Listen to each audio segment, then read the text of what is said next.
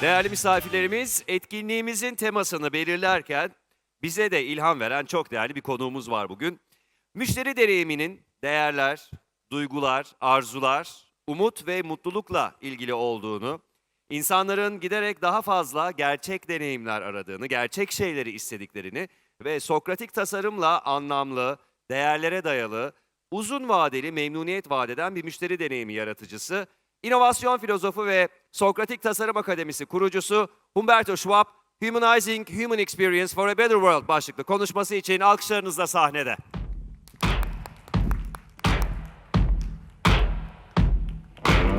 Hello.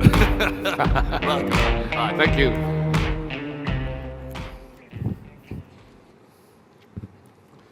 So everybody, I hope that people have the translation machine.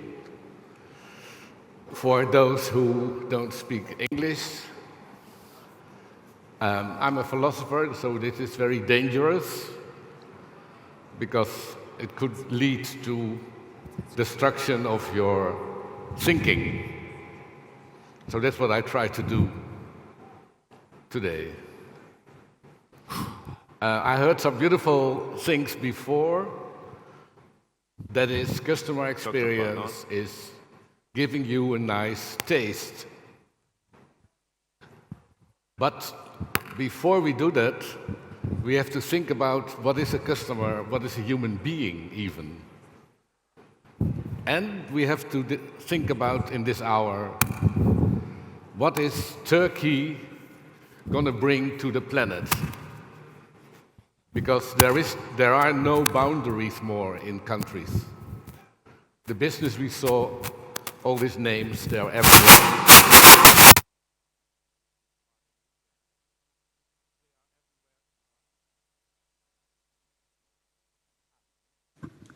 Hello, do you understand me? Yeah. So then I can put this off, huh?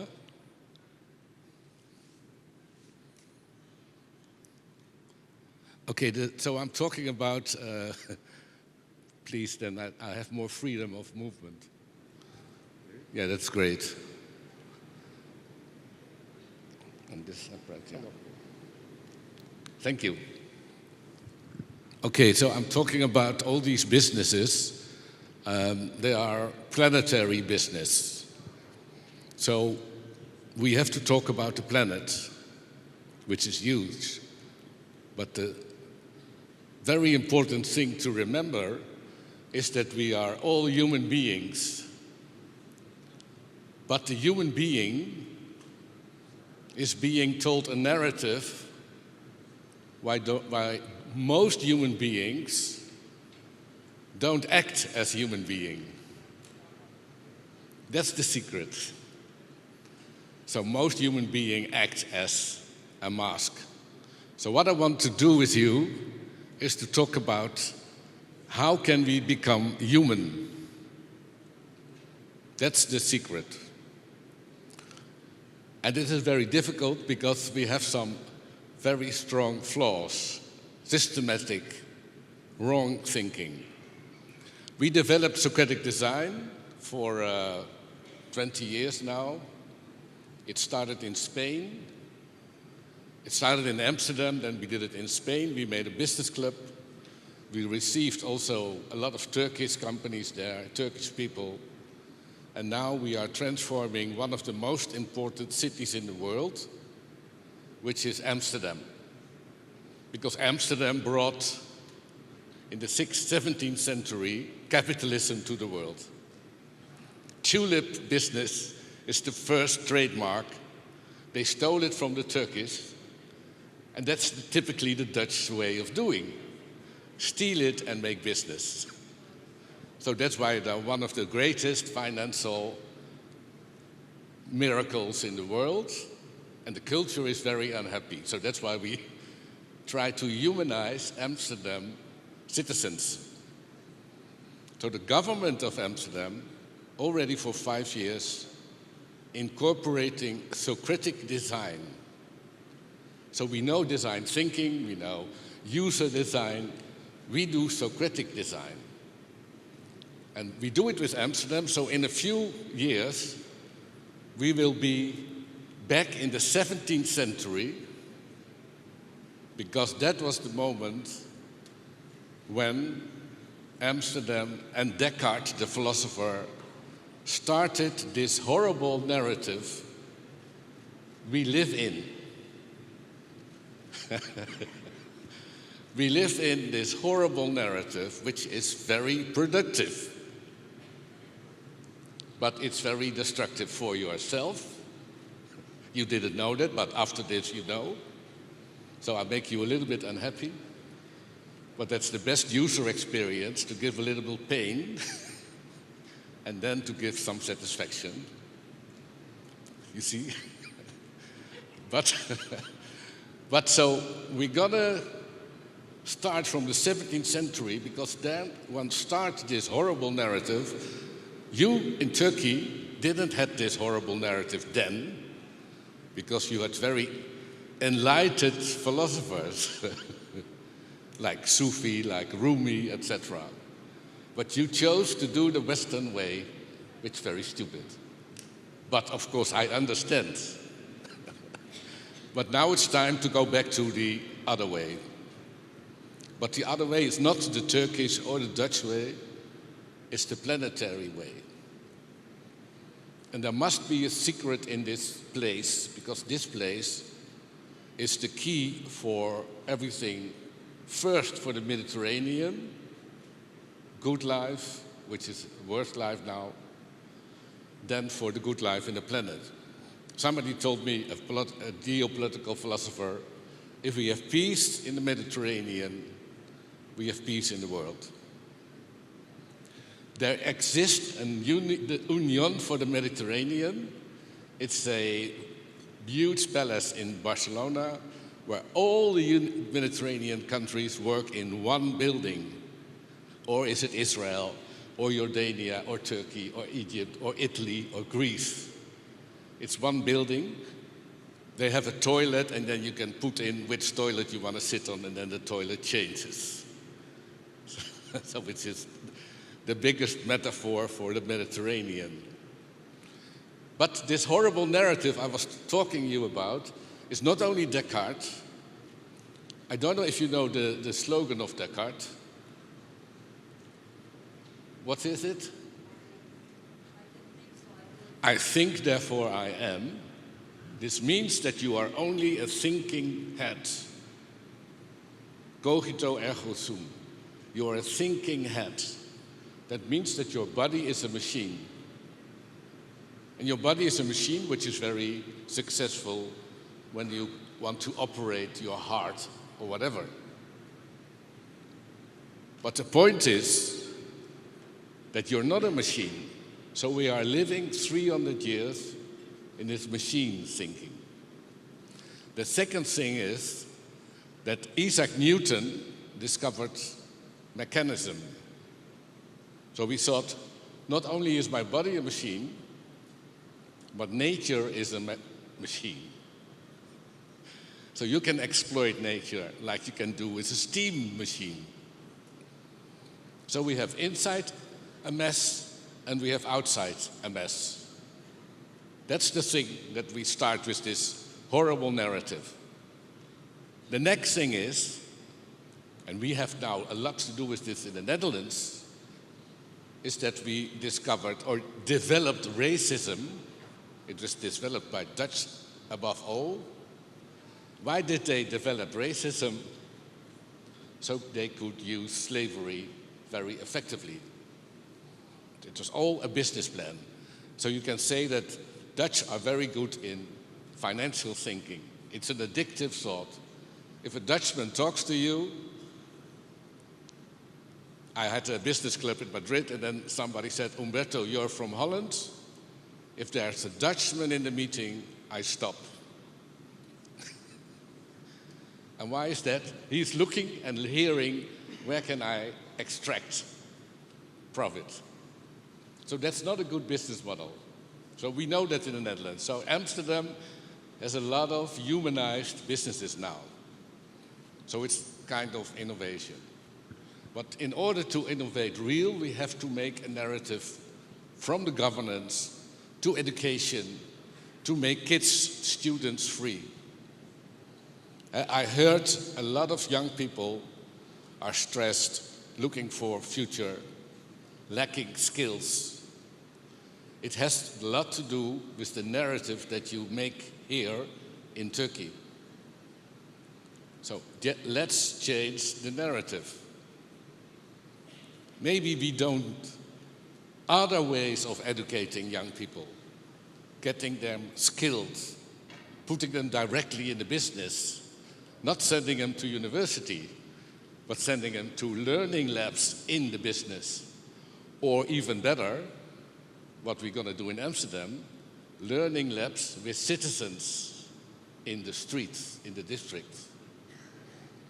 Because one of the other horrible things of the narrative is that we believe science more than we believe ourselves, which is a result of some philosophers, and other philosophers warned us for this. So people look at data, they look at statistics, and then they think, oh, that's me. It should be the other way around. So you, as a business person, can explore new ways by exploring just yourself, which is very cheap. But it can be very painful. Why? That's the thing I'm going to start with. Because you think that you can think, mostly, because that's what Descartes told you. But mostly you are not thinking. Who has studied a university degree? Can you raise your hand? Well, okay, that's the worst. Because that you even are prohibited to think, because you have to repeat all the circles. But you think, but you cannot think. Why is that? Now people are a little bit shocked because they are thinking now in their head. Stop thinking now and just listen to me, which is very difficult. But listening would be, that's one of the things I'm going to teach you today. Listening is something we do not do normally, but you can learn to do that. And if you listen, you have new businesses. But you cannot learn, you cannot listen if you think you are thinking.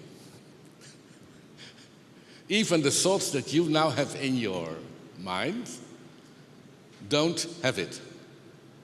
Stop your brain, which is difficult because we are brain addicts. Why are we brain addicts? Anybody has a clue? It's because that's our system works that way. Like animals, we have neurons. How many neurons do we have? Millions? No, 80 billions. That's even more. And every neuron can make 10,000 connections. Can you imagine? So you're not a body machine and a brain, you're a swimming pool with 80 billion neurons looking for connections. So it's a complete chaos in your system. And you try to make structure, but it's difficult. That's why you fight the whole day, and then at the end of the day you're tired, and you think you're tired from working, but you're tired from yourself, because all these circuits are fighting to one another. How is it possible? Very simple. We are not rational agents. Somebody said it in the user experience. We're completely animalistic. And on our animal, they put a brain, and then the brain thought, bingo, I'm going to use that animal. So the brain uses it. So that's why you have to stop brain and feel, which in the Netherlands is very difficult, so I have a lot of work there. And I think maybe here people are capable of feeling better, although I had a lot of clients from Istanbul who couldn't feel well because of the family structure. Nothing to do with politics, it's the family structure. So we have to rethink this if we want to make our young people free. But again, let's go back to the 80 billion neurons. How do they structurize? How do they make real sentence? They make a circle, close it, and then you get a stream. That's the same for a snail, for a horse, for any animal, and for human beings. So we make circuits. For instance, if you think of an apple, you make a circuit between the sense, the smell, the image, the muscles you need to use. And then the system say, bingo, apple. That's good for you, because it bingos everything that makes you survive. That's why we are animals. That's why the biggest bingo you get when you see an attractive sexual partner. They said, bingo, bingo. But you know how they bingo this, how they close this circuit? They give dopamine.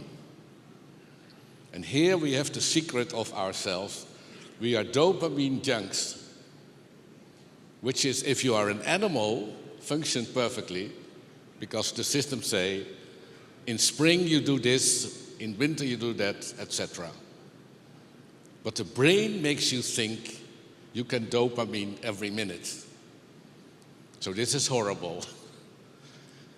And then if you think you can think, and you don't know that you are a victim of your dopamine system, isn't that stupid? Isn't that stupid? I think, and all the while the whole dopamine is make you think this or that. For instance, every thought that you make in your mind is a closed circuit.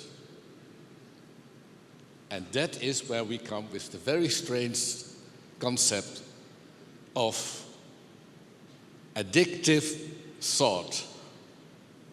You have addictive thoughts. You have cigarettes, you have opium, heroin, pornography, telephones, screens, and addictive thoughts. See your brain as a place where all these addictive thoughts are playing you. So you get this thought in you again. Think about yourself of an addictive thought. Some you get a nice feeling of it. Yeah, if you have an addictive thought in Amsterdam, they would say, all the immigrants out of the country. The person who say this, all the Moroccans out, has an addictive thought. So it makes you comfort. Probably you know colleagues or your partner has an addictive thought. Probably you know when you are in a meeting, now he's going to say this, or she is going to say that. And you're going to wait for it. And when somebody say, I as an economist say always, then you should say, stop it, because we know what you're going to say. Or sometimes people say, I always say, and then you know addictive thought is coming. So addictive thoughts give you dopamine, but will destroy the planet if we continue our horrible narrative. That you think you can think, that you need this, that you need that, and so on and so on. But here lies a beautiful challenge for customers, for businesses, to free people from their dopamine addictive thought. Because if I free you from your dopamine addictive thought, and I know how to do it, then you feel something more satisfying, which is peace in your system. There's one philosopher, I want to show it to you, I think you know him. That's, what's the name? You know him, I think. Huh? He wanted us to stop being stupid. And this was in the 16th century. He wanted us to stop being stupid. Keep on thinking why you think the way you think. You know what they did to Spinoza in Amsterdam? They almost want to kill him because he said, "You're stupid." So that's the risk of a philosopher. But I'm not afraid. I have a good defense. But it's getting even worse. So anybody has an addictive thought already he want to share in his system? Come forward and we can get you free of it. So that's the training we give. It's important to get people in businesses free of addictive thought, because the chief, the manager, thinks, I know it all. So all these bright young people keep silent because, oh, he thinks he knows it all. And then he comes with the same addictive, same phrases, and everybody gets tired, and they say, I will go to another company, and then another company, the same type of managers, because they are all educated by McKinsey. They're all educated in the same economic business. So it's horrible, but it pays out because you always can sell everything. Somebody said once, everything you make, even if it's shit, there's somebody who will buy it. So if you sell well, it doesn't mean you sell good things. But you can do better. That's what I promise you. I give you some hints today. But it's getting worse, this addictive thought, because, okay, the business learns this addictive thought. They said, I want KPIs, key results, I want deliverables, I want time management, I want agile. Oh my God. We have in the company, we work in a digital, innovative part of the Amsterdam business city, which is the most modern, and half of them is already burned out. And what they ask, what they do with us, oh my God, let's think for God's sake. Let's start thinking. That's what we do. So we do very relaxed thinking.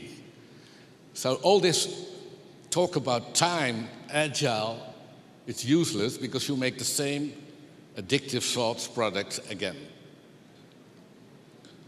Anyway, in your family you have addictive thoughts, which is very important to free yourself from that. So in my family, they always say, and then you know it, and you have to get rid of it because you are a human being. You are not a victim of this narrative rehearsal, this every time the same movie. So free yourself, but that's a painful narrative, a painful journey. So I'm going to challenge you to think about when you were 4 years old. When you are 4, you are completely vulnerable. You have no armor. You are just a baby, but you use words. So you have thoughts. And what happens when you are 4 provokes a lot of interpretation in the baby of 4. Everything can be painful for this child. For instance, when a teacher says, "You are so stupid, you will never reach anything." Anybody has experienced that? You know? Or a teacher say, like one woman told me, when I was 4, the teacher said, "You are a lamp without a light." Or somebody, the father, like Donald Trump, as a baby, asked for attention, and the father said, "Go away." What does the child experience at such a moment? I'm not good enough. I'm nobody. I don't deserve to live. You know what kids think? It's amazing. We have now hundreds of this sort of investigations. They can even think I should die. Maybe you have this sort of thoughts in your baby. We call it the baby in your big body. Because you have now a big body, it doesn't mean that you are lost of this baby experience. Look at Donald Trump. He's, as a baby, begging for attention. Look at your manager, director, from which you suffer. Try to imagine the child in it, or her, but it's mostly men. If you look at men molesting women, think of the child in the man. Look at the playground in schools. They're already bullying one. It continues on the job. So, why is it that this 4-year-old experience is in you? Even if you say, I have a wonderful youth, that are the worst. Because something horrible has happened, and you mask it, you put it away. So the child who thought, I cannot exist because my father don't want me, or my father doesn't talk to me, you know what this child does when he grows up? He works his to burnout. He's the pleasing character, does all the job, always smiling. If somebody's always smiling, it's a crying kid. Can you imagine that? So we have to get ourselves free from this journey. Now in this audience, some people feel shivering in their body. They feel pain in their stomach. That's good, because then you have contact with this child of 4. The first thing we do with Socratic Design, getting people to know their narrative. Write it down and get rid of it. Say to the child, little Humberto, you're allowed to cry. And then you will get free of it. How many women in the Netherlands, because here I don't have this investigation done, in the Netherlands, almost all the student girls, I had a lot of student labs at the University of Amsterdam, almost all women say, why do I always doubt if I can say this, if it's good what I do, if it's sufficient? Never the boys. That's a cultural addiction. Somewhere we put into girls this secret. You have to doubt. In meetings, what do men? Men just talk what's in their brain. And women think, can I say this, can I say that? So that's why women in the highest levels are mostly more effective. Because they suffered. And they came out of it. You see what I mean? Men never suffer, they just do. When you are a bully, you can bully on in your company, and the other people in the company were always suffering, so they are used to suffering. So he gets the biggest salary, and they the lowest, while basically it should be the way around. So this is the first system fault in our... But it gets even worse, but also interesting, if we look at cultures. Every culture, we take that for granted, that there is Turkish culture, Greek culture, Dutch culture. You know, that is not really what we should accept. Because cultures are basically programs of your neurosystem. When you immigrate to Spain, what I did, then your body will change because you do other things. When you immigrate to Holland, which I don't advise, you have to change your way of acting. You earn more money, but I don't know if you get more happy. So in Holland, you know what the addictive thing in Holland is? If I ask the Dutch people, act normal, so nobody can be above and nobody beneath, the same. You have to be the same. Or don't feel. If you feel, you get in trouble. Turkey has also an addictive thought. So what would be the addictive thought? That's interesting, eh? You know him?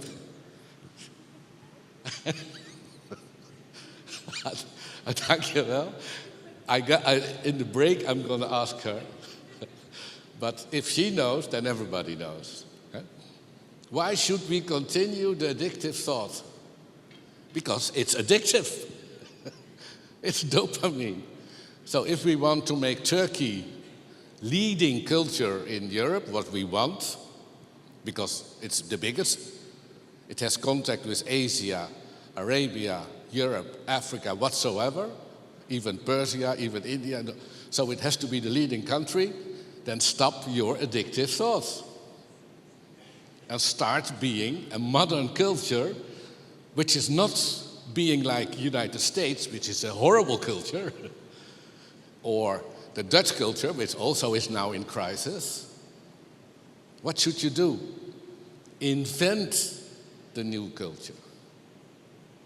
And you can invent the new culture because you have wisdom from Sufis, from Persia, from the history. It's in all these places. It has innovation in its secrets. So don't believe this destructive narrative from Descartes. Go to the wisdom narrative. But in order to go into wisdom, know yourself. Most people don't know themselves. They want to be always with other people. Then we duplicate the addictive culture. So a user experience should be directed towards new way of thinking, feeling, being, which would be the best export in the world. You can understand that? You can see the music, you can see the dancers, you can see the hospitality. Only an important thing missing: dare to think about your addiction.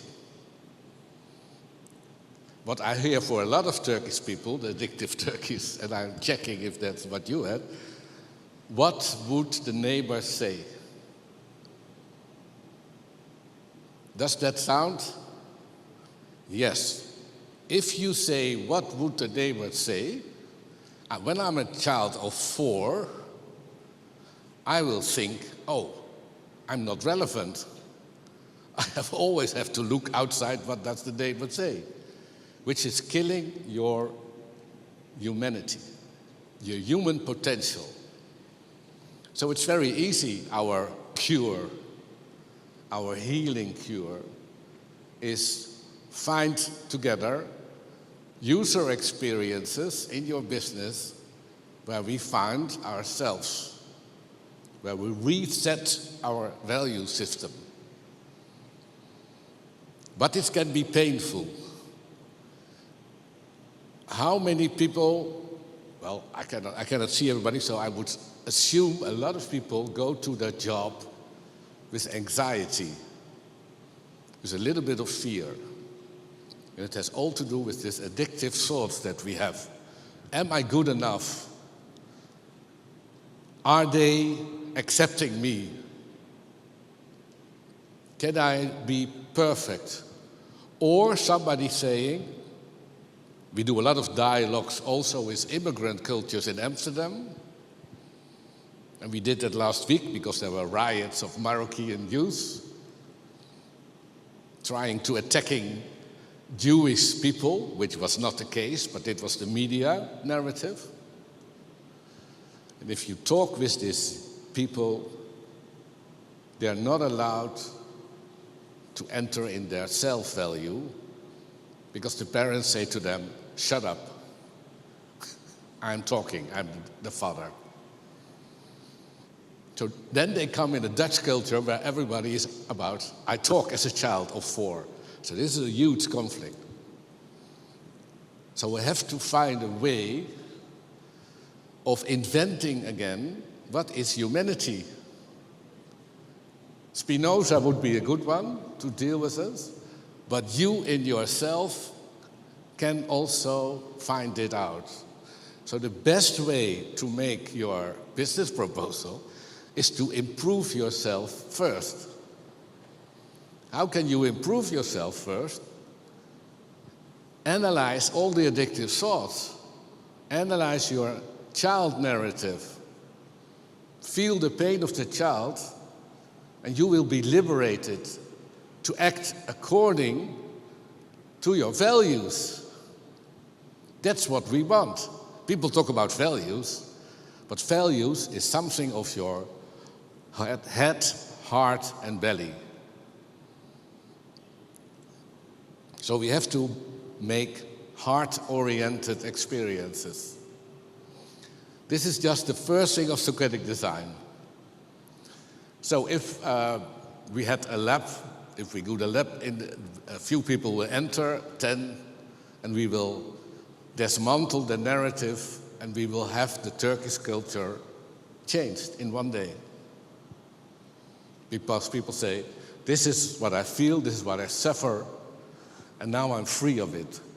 How do you know if you suffer? If in your body you feel anxiety when you do this, and you have to do a task, when your chief is coming, when your manager is asking for your results, etc., etc., or even when you go to a meeting, then you say, oh, am I sufficient? Well, then you have a lot of child issues. But it's very simple to solve it because it's not your problem. It's the problem of the child. Remember that. So if the child will suffer, you can say to the child, little Humberto, come, I can give you the way out. So if you want in this journey, I would say, if you make there an experience of this would planetary impact. And why we have to do this? Because nobody is doing anything on this planetary climate disaster. It has to become from businesses. Governments are not capable. We saw that this week. Indigenous cultures say, we're going to die, and we have this horrible narrative. We say, I just think I cannot feel you. So you are dying, that's your problem.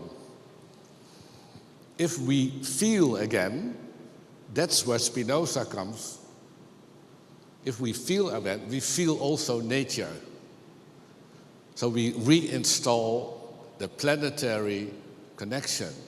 And that's why for Turkey, which is a huge country, everybody goes to cities. Why is it? It's an addictive thought. You think they get jobs there? There's a lot of joblessness in cities. It's an addictive thought. We told them, you have to study university, you have to study that. You go to an apartment, which is basically a cell with the word on it, apartment. While in the country, you build out your own house with stones. You saw the stones. And you put in it, and say, wow, this is nice. But we live in this head of architects. Architects make abstract maquettes, abstract, nice pieces of art, and you have to live in it and say thank you. While there is a vast majority of free land. In Spain, in the inside of Spain, young people start to move back. to say, I'm going to live there with my food, I have digital connection, etc. Think of this, all these different things we can do if we think differently. Maybe, I don't know the numbers in Turkey, but in Holland the burnout number is huge. They say already it's a burnout society. There we see an interesting parallel. Burning bosses, burning woods in Amazon, burnout, and burnout people. So let's save ourselves and try, you know what you can do? Try to find energy in your body, which is very Spinoza. It's called conatus. If you free yourself from your addictive thoughts, you can walk in the street and then feel this energy and say, wow, I don't need to buy anything. This is wonderful. So think about this human being, what would be his needs or her needs if you think about user experience. Maybe you should just sell this nice, beautiful experience. But the point is, we can do, before this, we can do a lot of other things. We can change our company so that as a company, we're becoming a humanizing company. People like that. People more and more don't want to be guilty to this or that destruction of the planet. So a lot of companies are greenwashing. You know that. But you can do better than greenwashing. You can say, we give you a new human experience. You know why people buy things? Because they are bored. They look for something new. And then they give a new iPhone with an extra button. Wow, that's new. So try to think of giving people new human experience. But before you do that, transform your business. And I give you a few hints for that. It's the second part of Socratic Design. And we've done that with Jamal, with Tempo. Normally, people do not listen. How many times did you have meetings this week when nobody listens? And if you ask, did you listen to me? Then they will always say yes. And then you say, what did I said? Yeah, that I don't know. So we don't listen because we have addictive thoughts. And then we hear user and we listen to that and nothing of the rest. So skip all the meetings and say, let's have listening exercises. You can have very complicated data research for clients, what they want and so on. Go into the street and do a listening exercise with an Istanbul citizen. Or if you want to start practice first, do it with your partner. It can save your marriage. At one time it led to a divorce. But anyway, I give you the exercise, it's very simple. You ask one question. What is happiness? What is a human being? What is good food? What is a good family? Whatever. One question. And you can also do it with kids. And they will answer it, not too long, and then you say, stop, I will repeat your answer. You're gonna repeat the answer. And then you ask, is this what you said? And then the person will say, no, you missed half of it, like normally. So then you say, repeat it again. The person will say it again. You repeat it. And then he said, yes, now you did well. Then you say, can you elaborate on that?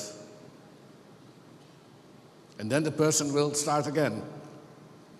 You repeat it again. Did I do it correct? If not, say it again. When it's finished, you say, can you elaborate on that? That's the only thing you do. Taking in, repeating, taking in, for 1 hour. Most people are not capable of doing this. Why not? Because their dopamine comes up. I do exist. I want to say this. I want to say, wow, I was also there. Stop. This is the simplest practice to get rid of yourself. Because we have to get rid of our brain self. And if you do this the whole day, you become chief of the company. Because everybody will say, I'm going to go to her because she can listen. You see what I mean? But try it. The thing is, you will discover, wow, how intelligent is my partner. But you also will discover how beautiful it is to feel, to give respect to somebody. And you will learn something. So the secret of this is taking in thoughts of other people without having opinions. Opinions is your brain animal. Start having opinions. Oh shit, I've already, I had a lot of, but okay, I will try to go to the third one, but the next thing you can do in your company is skip. The manager knows it all, because he doesn't, because he had the least contact with the street. You know that? Huh? You have always explained the street to him. Because he entered from the top business school, in the top function, in the top club, in the top golf, in the top etc. Beautiful. But not the wisdom of the street. So talk with the wisdom of the street, but also in the company, you can say, we don't do meetings anymore because it spills a lot of money. How many money can you save without having meetings? But we have deliberative dialogues. That means we do a dialogue with 12 people, Socratic Design dialogue. We have a question, and we form a collective intelligence. And we have a secret of doing that. Because I say, the general director comes in and they want to talk, and we, as a moderator, we train moderators. This weekend we trained 12 moderators in Istanbul.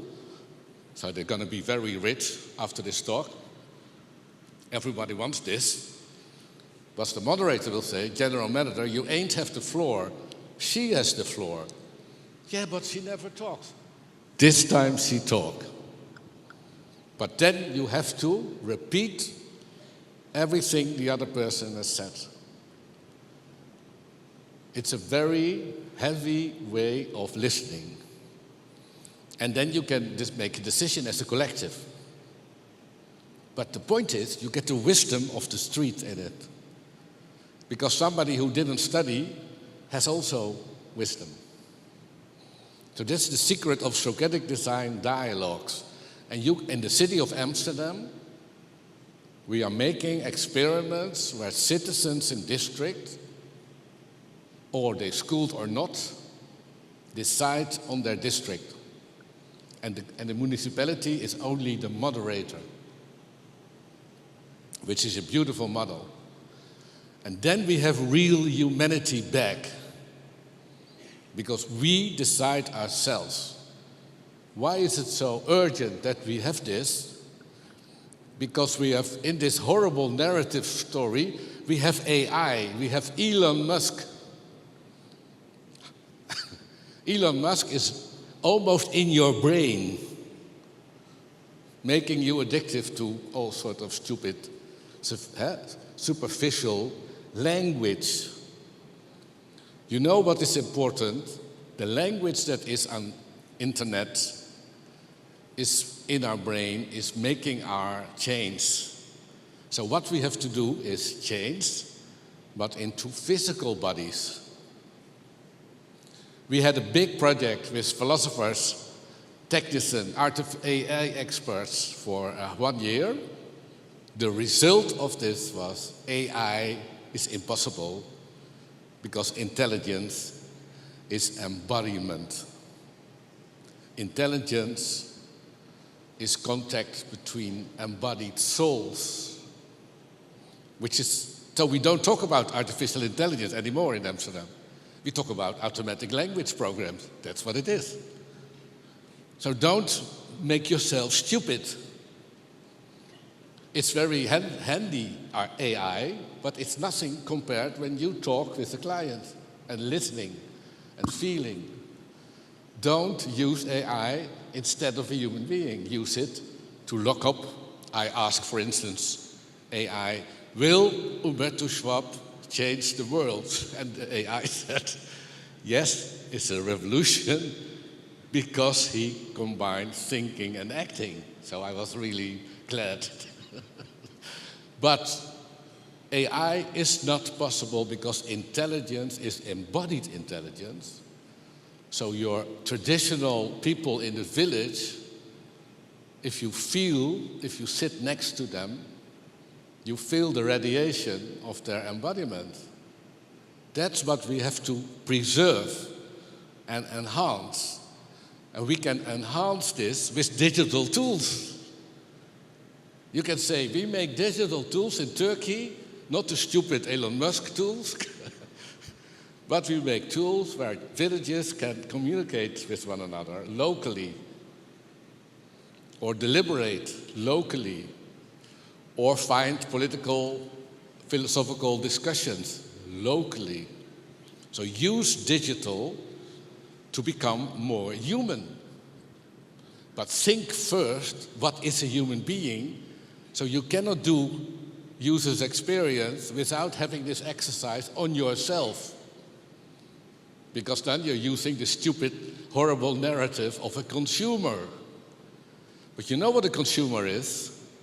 Dopamine slave. And he wants to become free. So if you could give your consumers, your clients, your human beings, the ticket, having a good life, you have a good business. You have a good economy. And you know what economy means? Economos, maintaining the ecosystem. And I would suggest that because Turkey has this 12th century, 21st century in one society, we can skip the horrible narrative. Start with Spinoza, start with Rumi, start with Sufi, and design your own moral system starting today. And the moral system is value, and values is the best user experience, but embodied and not in your brain. So, who wants to join the journey? Make Turkey the best humanizing economy of Europe, Asia, and the planet. Thank you for your attention.